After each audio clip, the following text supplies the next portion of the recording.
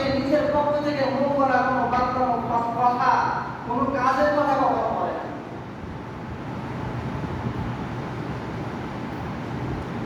In হুয়া ইল্লা ওয়াহয়ুন ইউহা, মুহাম্মদ সাল্লাল্লাহু আলাইহি সাল্লাম যা বলেন ওহীর মাধ্যমে আল্লাহ তাআলা মুহাম্মদ সাল্লাল্লাহু আলাইহি সাল্লামকে জানিয়ে দেন। এই সেই জানানোর পর আল্লাহ তাআলার কথাগুলি মানুষের কাছে পৌঁছায়। তাহলে কিতাব কেন নাযিল করলেন? যাতে কোনো মানুষ এই ধারণা, এই গুমরাহি না করতে পারে যে মুহাম্মদ সাল্লাল্লাহু আলাইহি সাল্লাম থেকে নিয়ে যত নবী আসছেন সবাই মন করা কথা বলে। কোন নবী মন করা কথা বলে নাই, সবাই তাওহীদ রিসালাতের দাওয়াত দিয়েছেন। তিনাদেরকে বলা হয়েছে তুমি এই কাজ করো, এটা করো না, এটা বলো, এটা করো না। আদেশ যেমন মানা জরুরি, নিষেধও যেমন মানা জরুরি। আমরা বলি নামাজ পড়ো, ওলামায়ে কেরাম বলে নামাজ পড়ো, এটা কোরআনের কথা। নামাজ পড়ার কথা বলা হয়েছে, পড়তে হবে, পড়তে হবে, এই অনুযায়ী আমল করতে হবে। আমার বলা হয়েছে তুমি এই কাজ করো না, তুমি চুরি করো না, তুমি অন্যায় আচরণ দেখাও না, মানুষের সঙ্গে সৎ আচরণ করো, অন্যায় ভাবে তুমি পৃথিবীর বুকে চলো না। এই না যত বিষয়গুলো রয়েছে এগুলো মানাও যেমন জরুরি। যদি আমি শুধু বলি আল্লাহ তাআলা আমাদেরকে নামাজের হুকুম করেছেন, হজের হুকুম করেছেন, যাকাতের হুকুম দিয়েছেন, রমজানের রোজা রাখার হুকুম দিয়েছেন, এটা আমরা মানবো, এটা আমরা পালন করব। সাথে সাথে এই কথাও বলা হয়েছে আস-সারিকু ওয়াস-সারিকাতু ফাকতাউ আইদিয়াহুমা, তুমি চুরি করো না, চুরি করলে হাত কেটে দাও। তুমি মানুষের সঙ্গে সদাচরণ করো, খারাপ আচরণ করো না। তাহলে খারাপ আচরণ করে দাও, এটা ইবাদতের, খারাপ আচরণ না করলেও একটা ইবাদত।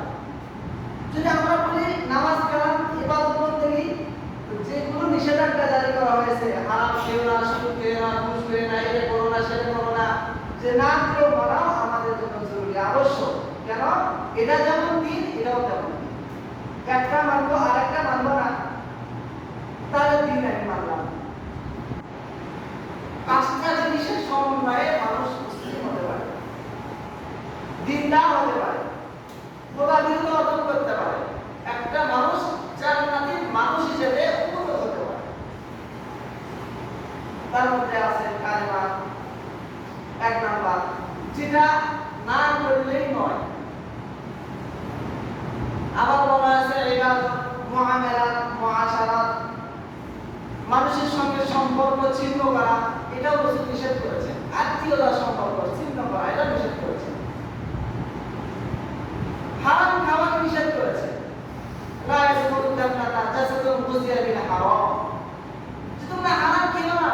হারাম খাইলে ওই হারাম খাওয়ার কারণে যে শরীরে তোমার রক্ত মাংস বর্ধিত হলো, এই রক্ত মাংস বর্ধিত হারাম খাওয়ার দ্বারা এই যে শরীরটা হলো, এটা জান্নাতের উপযুক্ত হতে পারবে না, জাহান্নামের উপযুক্ত হবে। এই শরীর কখনো জান্নাতে যাইতে পারবে না, জাহান্নাম ছাড়া। তাহলে এই নিষেধাজ্ঞা, এটা মানা আমাদের জন্য জরুরি।